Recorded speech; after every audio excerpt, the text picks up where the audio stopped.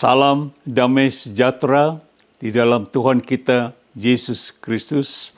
Ya, kami dari Great Commission Gospel Ministry, yaitu pelayanan Injil Amanat Agung.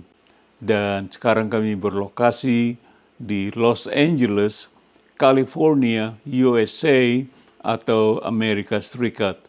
Dan nama saya ialah Pendeta Cornelius Ritiau. Saudaraku, kita bentar lagi akan mendengar firman Tuhan sekali lagi, firman Tuhan yang hidup itu. Dan saya berdoa semoga firman ini boleh masuk dalam hati kami dan kami simpan untuk kami pakai dalam hidup kami. Dan supaya firman bisa masuk dalam hati kami, kita akan berdoa supaya hati kami ini, hati kita disucikan oleh darah Yesus. Mari kita berdoa.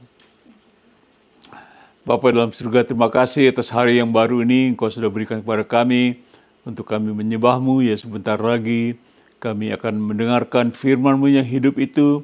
Tetapi sebelumnya kami mohon sucikan kami, sucikan hati kami supaya menjadi hati yang murni oleh darah-Mu yang kudus, supaya firman-Mu boleh kami dengar dan kami simpan di dalam hati kami yang kudus. Tuhan, kami mohon Roh Kudus memenuhi hati hamba, supaya setiap kata-kata yang hamba berikan pada hari ini itu dipimpin oleh Roh Kudus sendiri. Terima kasih Bapa, sekali lagi ampunilah segala dosa dan salah kami, perbuatan kami, perkataan kami, bahkan hati kami. Di dalam nama Tuhan Yesus Kristus, hamba berdoa. Kita katakan, amin. Baik saudaraku, ada note saya taruh seperti biasa sebelum kita mulai. Ya, note-nya seperti ini, mengatakan, saya sungguh percaya bahwa ada banyak sekali manusia yang takut mati. Betul? Banyak kita takut mati. Karena mereka merasa tidak ada jaminan akan apa yang akan terjadi setelah mereka mati. Yaitu, apakah mereka akan hidup kembali atau tidak setelah mereka mati. Jadi ini menjadi kekhawatiran. Banyak orang takut mati, soalnya mereka masih mau hidup gitu, 1000 tahun ada gitu ya. Nah, selanjutnya saya taruh seperti ini. Jadi, siapakah di dalam dunia ini yang sanggup memberikan jaminan untuk manusia dibangkitkan kembali setelah dia mati dan akan mendapatkan hidup yang kekal bersama Allah di surga. Jadi siapa yang bisa menjamin kalau manusia mati, dia bisa hidup kembali dan mendapat hidup kekal. Dengan itu kita akan melihat judulnya saya taruh seperti ini, hidup setelah mati. Hidup setelah mati, to live after died. Ya, ini yang menjadi pertanyaan, bagaimana kalau saya setelah mati, apa yang akan terjadi? Makanya kita akan belajar hari ini tentang itu, saudaraku. Nah, kita akan masuk poin nomor 1, yaitu manusia mati dan dihakimi. Man dies and be judged. Poin nomor 1, kita akan lihat Ibrani pasal 9, ayatnya ke-27 mengatakan, dan sama seperti manusia ditetapkan, katakan ditetapkan, artinya sudah tidak bisa dirubah, ditetapkan untuk mati berapa kali? Hanya 1 kali saja. Dan sesudah itu dihakimi atau diadili oleh Allah. Jadi firman ini menyatakan kita akan mati. Dan sudah mati diadili oleh Allah. Coba note saya taruh seperti ini. Ayat ini mengatakan bahwa biar bagaimanapun juga pada satu saat satu kelak manusia akan mati, dan setelah mati lalu dia dihakimi oleh Allah sesuai dengan apa? Perbuatannya semasa hidupnya. Jadi saudaraku, kita akan mati. Manusia semua yang sekarang hidup pada satu saat kita akan mati. Tapi setelah mati kita dihakimi sesuai dengan perbuatan kita. Coba kita lihat Matius 16 ayat 27. Nah, ini Yesus berkata, Tuhan Yesus berkata, sebab anak manusia yaitu Yesus akan datang dalam kemuliaan Bapanya, itu Bapanya di surga, diiringi malaikat-malaikatnya Dan pada waktu itu Yesus akan apa? Membalas setiap orang menurut perbuatannya. Berarti penghakiman, betul? Jadi Tuhan Yesus akan datang kembali dan kita orang Kristen sedang menunggu. Bisa jadi hari ini, amin. Tuhan Yesus datang, kita sedang menunggu.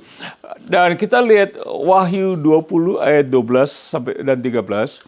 Ini berita pada akhir zaman. Dan aku, yaitu Yohanes, melihat orang-orang mati, besar dan kecil, berdiri di depan tatah Allah, lalu dibuka semua kitab, dan dibuka juga sebuah kitab lain, yaitu kitab kehidupan. Lanjut ayat 12 saya bagi 2.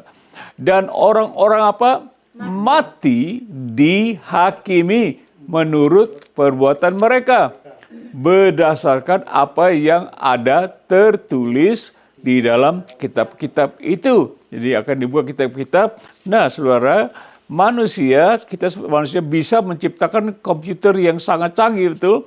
Kok sekarang hebat komputer anak-anak muda apalagi bisa menciptakan sebuah program.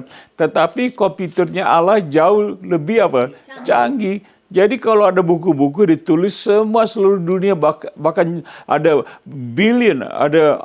orang yang mati, perbuatannya dicatat di komputernya Allah. Luar biasa ya. Ya seperti kata kalau manusia bisa di komputer merekam segalanya, Tuhan apalagi komputernya hebat sekali ya. Baca ayat 13-nya, kita teruskan. Maka laut menyerahkan orang-orang mati yang ada di dalamnya. Ada di dalam laut yang banyak orang mati. Maut dan kerajaan maut menyerahkan orang-orang mati yang ada di dalamnya. Dan mereka dihakimi masing-masing menurut perbuatannya. Jadi kita baca tadi, kitab Ibrani mengatakan kita akan mati, sesudah itu dihakimi sesuai dengan perbuatan kita. Nah, ini ada billion of people, artinya banyak sekali manusia akan dihakimi. Nah, kita baca notanya seperti ini.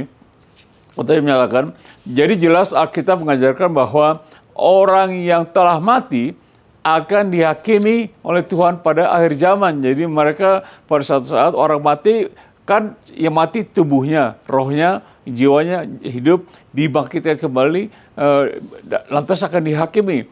Jadi saya sangat percaya kalau penghakiman Tuhan Allah itu sangat adil dan tidak pandang bulu dari segala macam bangsa dan agama apapun.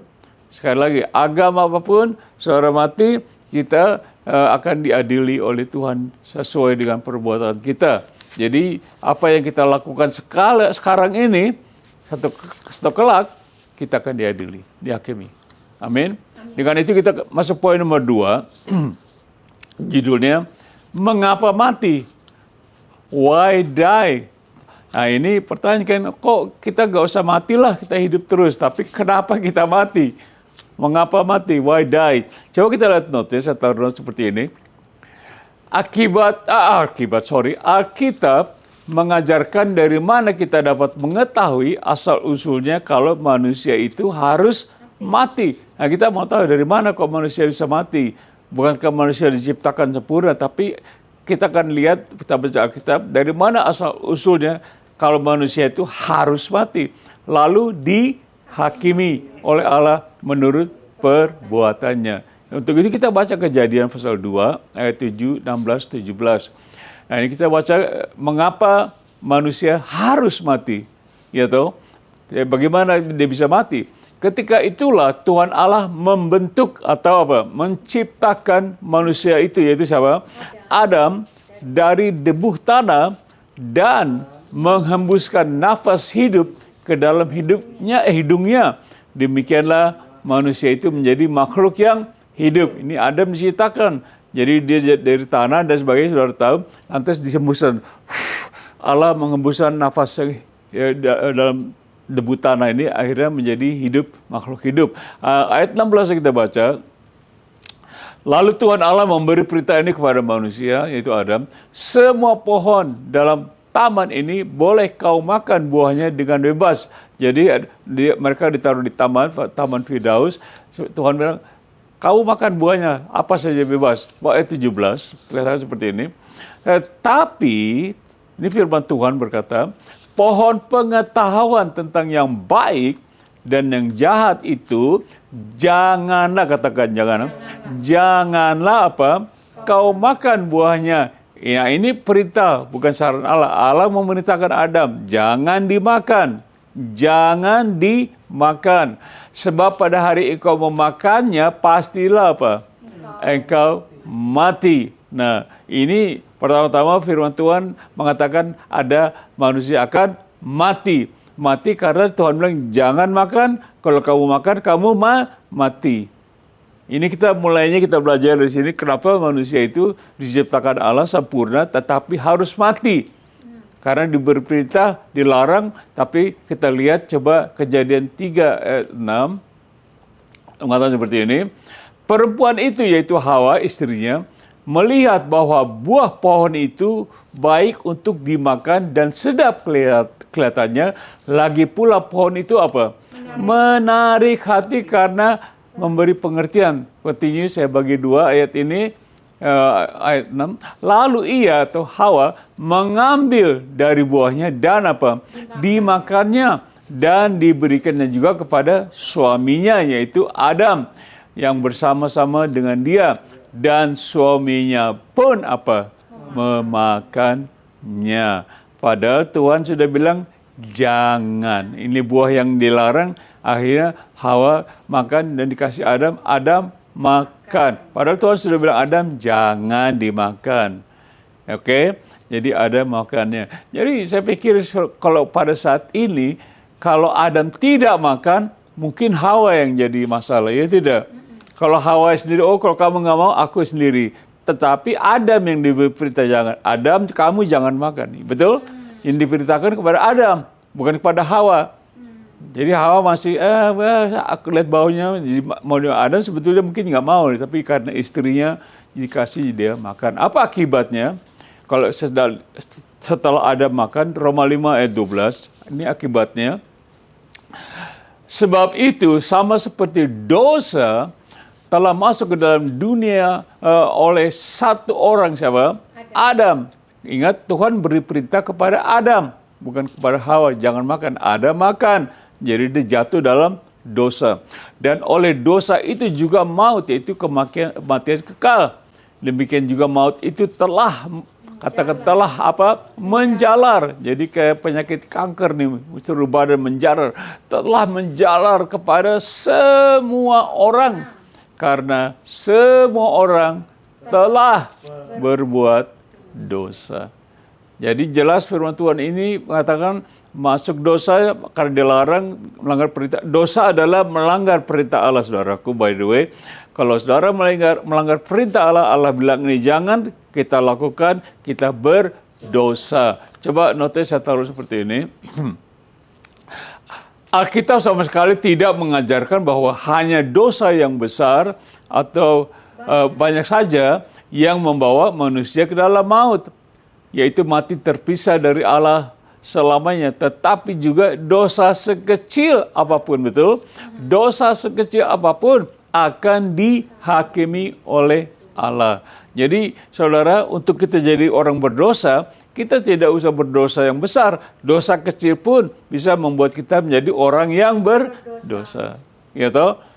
Jadi jangan berdosa, jangan dimakan dan sebagainya. Jadi Adam, dia tidak dengar perintah Tuhan karena dia makan buahnya. Dengan itu kita baca poin nomor 3. Poin nomor 3, Yesus adalah kebangkitan. Jesus is the resurrection. Ingat, yang Tuhan katakan Adam jangan makan, kamu akan mati. Dan Adam makan. Nah, mati di sini mati rohani, saudaraku. Adam hidup umurnya kalau tidak salah 930 tahun. 930 tahun. Saudara mau hidup 90 tahun. Waduh. Kita sekarang saya aja nih segini udah ngos-ngosan gitu ya. Coba kita lihat note-nya. Ini Yesus adalah kebangkitan, kita lihat note-nya. Alkitab mengajarkan bahwa hanya Tuhan Yesus yang memiliki kuasa untuk membangkitkan atau menghidupkan kembali orang yang telah mati. Nah, ini cuma Tuhan Yesus.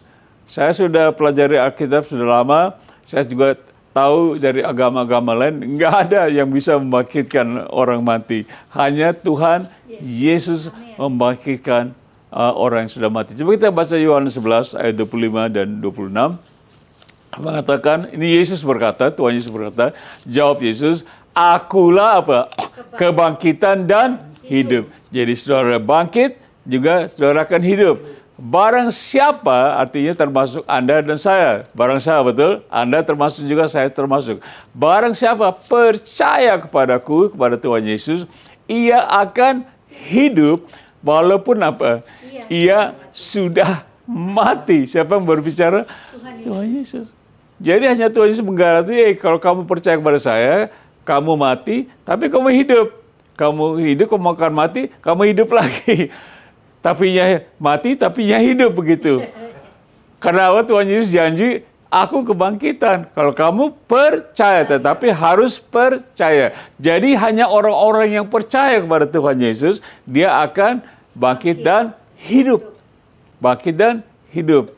Walaupun sudah mati. 26 mengatakan seperti ini. Ya, hanya Yesus yang sanggup melakukan seperti itu, betul. Dan setiap orang yang hidup, itu saudara saya, dan yang percaya kepadaku, percaya Yesus, tidak akan mati selama-lamanya. Percayakah engkau akan hal ini? Amen. Nah, ini saat Tuhan Yesus bertanya kepada Marta waktu saudaranya meninggal, Lazarus ya. Tapi kita ditanya juga, percayakah kalian, percayakah saudara saya bahwa Tuhan Yesus mengatakan kalau kita percaya kita akan hidup. Amen. Walaupun kita sudah mati. Haleluya, tepuk tangan dong buat Tuhan Yesus. Jadi garantinya Anda dan saya harus percaya dan juga menerima Tuhan Yesus sebagai Tuhan dan Juru Selamat. Apa artinya Juru Selamat? Ya orang yang menyelamatkan, betul, namanya Juru ya. Juru mudi, Juru mesin dan sebagainya. Coba kita baca 1 Korintus pasal 15 ayat 21. Dikatakan, Paulus tulis, sebab sama seperti maut, yaitu kematian, datang karena satu orang, siapa? Adam. Atau manusia Adam. Demikian juga kebangkitan orang mati datang karena satu orang manusia, yaitu siapa? Yesus. Yesus adalah anak manusia. Jadi artinya karena Tuhan Yesus, karena Adam banyak kita mati karena dosa, tapi karena Tuhan Yesus satu orang, kita juga dibangkitkan dan hidup kembali. Amin. Coba kita baca Yohanes 6 ayat 39 mengatakan seperti ini. Ini Tuhan Yesus lagi berkata, dan inilah kehendak Dia, itu Bapa di surga, yang telah mengutus aku, yaitu Yesus, yaitu supaya dari semua siapa? Saya taruh pengikut Yesus atau orang Kristen, semua orang Kristen yang ikut Yesus, yang telah diberikannya kepadaku, jangan ada yang hilang, tetapi supaya apa? Ku bangkitkan atau hidup kembali pada akhir zaman. Jelas sekali saudaraku, jelas sekali. Ikut Tuhan Yesus. Saudara boleh ikut nabi-nabi apapun, nabi siapapun dalam dunia ini, guru Alkitab, guru-guru apapun. Saudara percaya orang-orang yang pemimpin agama, tetapi mereka tidak bisa membangkitkan Anda setelah Anda dan saya mati. Hanya satu orang, yaitu siapa? Tuhan Yesus. Hanya Dia yang bisa membangkitkan. Kalau begitu ya saya pikir ya ikut Tuhan Yesus lah, supaya saya bisa hidup kembali. Kan judulnya hidup setelah mati. Jadi Tuhan Yesus bilang kamu mati tapi akan hidup. Amin. Coba notis saya taruh seperti ini. Untuk mengatakan, jadi berdasarkan ayat-ayat yang baru saja kita baca, membuktikan bahwa jikalau kita adalah pengikut siapa? Yesus. Saya katakan tadi, bukan pengikut orang lain, pengikut Tuhan Yesus, maka kita tidak akan pernah hilang. Artinya tetapi semua kita Kristen akan dibangkitkan dari kematian pada akhir zaman. Tidak hilang. Saudara saya bersama Tuhan Yesus menjadi anak-anak Allah. Berapa orang menerima Dia, menerima Tuhan Yesus, diberi kuasa menjadi anak-anak Allah. Dan firman Tuhan mengatakan, kalian nggak akan hilang lagi. Amin. Maka kalian juga akan dibangkitkan pada akhir zaman, walaupun sudah mati. Coba, itu kita akan poin yang terakhir. Saya ada 4 poin. 4 poin itu, poin nomor 4, kesaksian Paulus. The testimony of Paul. Ini Paulus artinya Rasul Paulus. Nah, kesaksiannya seperti ini. Coba kita baca Filipi pasal 3, ayat 10 dan 11. Nah, Rasul Paulus berkata, yang kuhendaki ialah mengenal Dia, yaitu Yesus, dan kuasa apa? Kebangkitannya dan persekutuan dalam penderitaannya, di mana aku menjadi serupa dengan Dia, yaitu Yesus, dalam apa? Kematiannya. Maksudnya, saudara tahu bahwa Paulus, dia ikut Tuhan Yesus, dia menjadi hambanya, dia menderita sekali, tapi dia bilang, hidup bagiku adalah Kristus. Aku mau seperti mengenal Tuhan Yesus dan hidup sebagai Tuhan Yesus. Jadi Rasul Paulus, dia sangat menderita. Kalau kita belajar di Alkitab, dia melayani Tuhan Yesus sampai dia akhirnya mati karena dibunuh, dipotong lehernya dia. Ya, coba baca ayat 11-nya. Supaya aku, yaitu Paulus, akhirnya beroleh apa? Kebangkitan dari antara orang mati. Jadi Tuhan Yesus janjikan kalau kita ikut Tuhan, kita akan mati. Firman Tuhan bilang sudah ditetapkan bahwa kita akan mati, semua orang, dan dihakimi. Dan di sini Paulus bilang, aku juga mau hidup, mau bangkit aku. Saudara bayangin kalau tidak ada Tuhan Yesus, semua orang hilang, lenyap. Manusia mati, hilang. Itu aja. Tapi kalau kita orang Kristus, kita mati, kita akan hidup, dibangkit kembali. Tepuk tangan dong, saudara, mau ikut Tuhan Yesus. Jadi pilihan Anda, pilihan saya, mau ikut Tuhan Yesus atau tidak. Saya tahu banyak orang menolak Tuhan Yesus.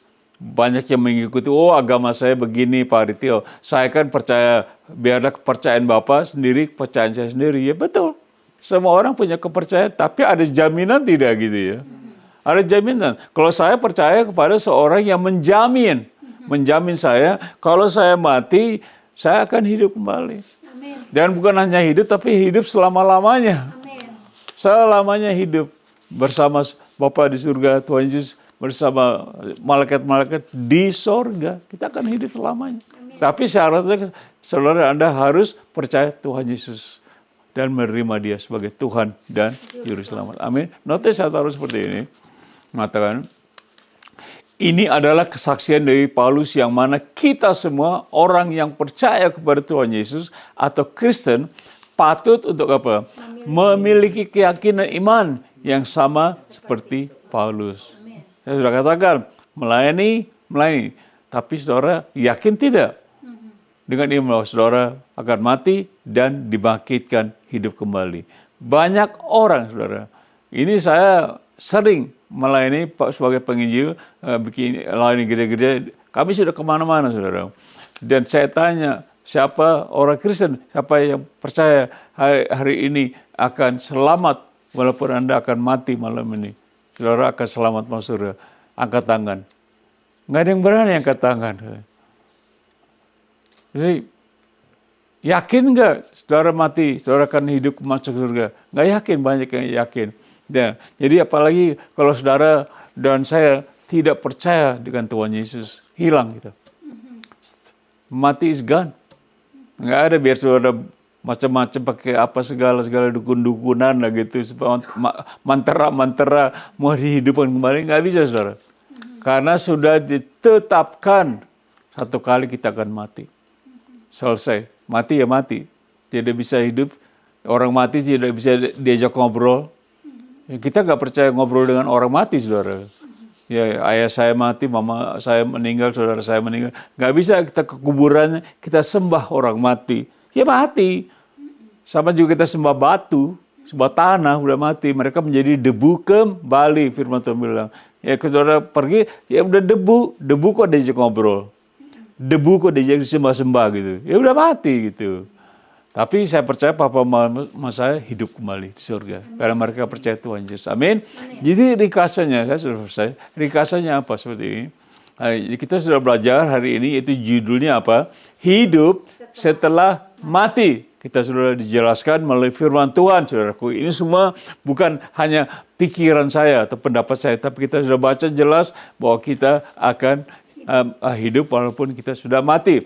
Ya, poin nomor 1, manusia mati dan dihakimi. Nomor 2, mengapa mati? Kita baca tadi dari Adam berdosa, dia makan buahnya, dilarang jangan. Tuhan bilang kau makan, kau mati, dan dia makan. Poin ketiga, Yesus adalah kebangkitan. Jadi Tuhan Yesus satu-satunya jalan, satu-satunya keselamatan, kebangkitannya satu orang. Tidak ada lain lagi. Saya sudah katakan tadi, biar semua nabi, semua apa yang lain, tidak ada lain lagi. Hanya Tuhan Yesus. Tapi kita harus percaya dengan iman kita. Yang keempat tadi, kesaksian Paulus. Dia katakan, supaya aku memperoleh kebangkitan pada akhir zaman. Aku dibangkitkan karena aku mengenal, aku ingin mengenal Tuhan Yesus dan juga ikut juga melayani Tuhan Yesus. Amin. Jadi aplikasinya saya taruh seperti ini. Satu, aplikasi ada banyak sekali hal-hal yang manusia dapat kalahkan di dalam dunia ini, betul? Ya, manusia bisa kalahkan ini, kalahkan itu, mengalahkan gunung-gunung tinggi, lautan yang dasar, lautan dalam, bahkan manusia sampai ke bulan, gitu, mau mencoba sampai ke Mars, tapi belum sampai, baru ke bulan sudah segala macam. Manusia banyak bikin segala hal, mengalahkan segala hal dalam dunia ini. Tetapi ada satu hal yang manusia tidak sanggup untuk mengalahkannya, itu apa? Kematian. Artinya biar saudara sekaya apapun, sehebat apapun, sekuat apapun, biar saudara punya badan besar dan kuat, akan mati. Saudara. Mati, sama mati semua. Tapi satu orang bisa bangkitkan kita, namanya siapa? Yesus Kristus, anak manusia. Amin. Coba aplikasi kedua, saya taruh seperti ini. Anda percaya atau tidak, tetapi menurut Alkitab, ini semuanya menurut Alkitab, saudara, kita pelajar. Menurut Alkitab, pengharapan untuk manusia dibangkitkan kembali dari kematian dan kebangkitan untuk hidup yang kekal, itu hanya terdapat pada siapa? Yesus Kristus yang adalah Tuhan dan Juru Selamat. Hanya Yesus. Tidak ada orang lain, saudaraku. Biar saudara datang pada saya, Pak, kepercayaan saya ini, silakan. Saudara mau bilang saudara punya agama ini, persilakan. Saya nggak akan protes, saya marah. Silakan.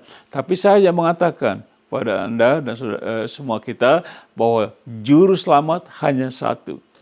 Boleh banyak nabi, boleh banyak pemimpin agama banyak, tapi Juru Selamat hanya satu yang bisa menyelamatkan saudara dan saya dari kematian. Amen. Dia akan membangkitkan kita dan menjanjikan kita akan mendapat hidup yang kekal di sorga bersama Dia. Saya yakin semua orang, kalau kita tanya, mau ke sorga semua. Semua orang mau ke surga. Ya, kita tahu agama juga mengajar bahwa kita ingin masuk surga. Tapi yang penting, semua agama dan manusia tidak bisa bawa, hanya Tuhan Yesus. Amin. Amin. Tepuk tangan buat Tuhan Yesus, karena Dia kalau sudah berjanji, Tuhan Yesus nggak bohong. Firman Tuhan bilang, tidak ada dusta dari mulut Tuhan Yesus. Dia bilang, hei, aku bangkitkan kamu dan aku selamatkan. Dan Dia lakukan, saudaraku. Pada akhir zaman, kita akan dibangkitkan. Jadi, saudara mau yang mana? Mau hidup kekal di neraka atau hidup kekal di surga? Pilihan kita. Amin. Jadi, seperti oleh sebab itu kita akan lihat kata terakhir, saya taruh di sini kata terakhir. Percayalah kepada Yesus Kristus yang adalah apa? Kebangkitan kita untuk hidup di surga kekal selama-lamanya. Sekali lagi, percayalah kepada Yesus Kristus yang adalah kebangkitan kita untuk hidup di surga kekal selama-lamanya. Amin. Amin. Ya, saudaraku, dengan itu selesai firman Tuhan. Tapi saya mau tanya, kalau mungkin saudara berpikir, Pak, betul, saya akan mati. Saya nggak bilang saudara akan mati. Saya nggak bikin saudara akan juga bisa dibangkitkan. Firman Tuhan yang bilang. Firman Tuhan, bukan saya. Firman Tuhan bilang, saudara dan saya akan mati. Bisa malam ini. Bisa besok. Tapi Saudara percaya ada garantinya nggak? Ada garansi bahwa saudara akan dibangkitkan lagi. Ada bisa orang menggarantikan, oh kamu nggak apa-apa, mati besok kamu bangkit lagi. Siapa yang bisa bilang begitu? Hanya ada Tuhan Yesus. Dan bahkan ada billion orang akhir zaman nanti. Lautan dikumpul. Kerajaan maut kumpulin. Semuanya akan dihakimi pakai buku-buku. Kalau nama Anda tidak ada di buku satu ini, yaitu buku apa? Kehidupan. Banyak buku, satu buku. Buku kehidupan, Anda dan saya akan dibuang kemana? Ke api neraka. Kalau nama kita tidak ada di buku ini, kita akan diadili pada akhir zaman. Amin. Jadi terima Tuhan Yesus sekarang, saudara pasti dijamin keselamatan. Saudara. Untuk itu kita akan berdoa. Kalau saudara masih ragu, doa bersama saya. Ulangi doa saya. Doanya seperti ini, gampang. Oke. Tuhan Yesus, setelah mendengar firman-Mu pada hari yang mana aku takut mati. Oleh sebab itu Tuhan, tolong aku supaya misalnya aku mati, Engkau bisa membangkitkan aku. Ampuni aku dari segala dosa-dosaku. Dan ubahlah hidupku menjadi sesuai dengan kehendak-Mu. Ampuni aku sekali lagi dari segala dosaku, perkataanku dan perbuatanku, bahkan di hatiku. Terima kasih Tuhan Yesus. Dalam nama-Mu aku berdoa. Amin. Nah, kalau saudara jujur, saya tahu saudara jujur berdoa seperti itu, ini hari juga. Ini hari garanti, bukan besok, ini hari. Saudara sudah diselamatkan. Amin. Sudah disegel oleh Roh Kudus, kita akan mati, kita tidak hilang. Kita akan dibangkit kembali. Boleh? Dan dengan itu kita akan menerima doa berkat. Mari kita katakan kita. Kiranya kasih Allah Bapa di surga dan anugerah Tuhan Yesus, seluruh anugerah Tuhan Yesus dan persekutuan kuat kuasa di dalam Roh Kudus, dan juga kiranya segala damai sejahtera yang dari Tuhan Yesus menyertai kita semua dari saat ini sampai selama-lamanya. Di dalam nama Tuhan Yesus kita berdoa. Semua katakan amin. Amin, saudaraku. Terima kasih. Semoga firman ini hari ini menjadi berkat kepada saudara dan saya. Dan firman ini boleh kita simpan dalam hati kita. Dan kita akan bertemu lagi di masa yang akan datang, waktu yang akan datang untuk mendengar firman Tuhan lagi. Dan hari ini saya katakan terima kasih. Goodbye. God bless you. Bye-bye.